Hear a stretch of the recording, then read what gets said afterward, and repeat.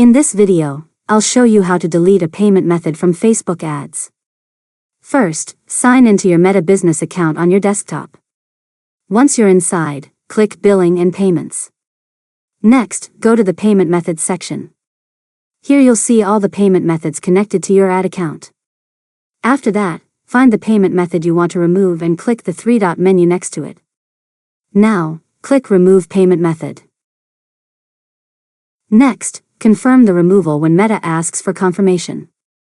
After that, wait a few moments for the change to be saved. Keep in mind that if the payment method is your primary payment method or if there is an outstanding balance on the account, Meta may require you to add another payment method before removing the current one. Finally, verify that the payment method no longer appears in your payment methods list. And that's it. You've successfully learned how to delete a payment method from Facebook ads. If you found this tutorial helpful, make sure to subscribe to Learn Mode Lab for more tutorials.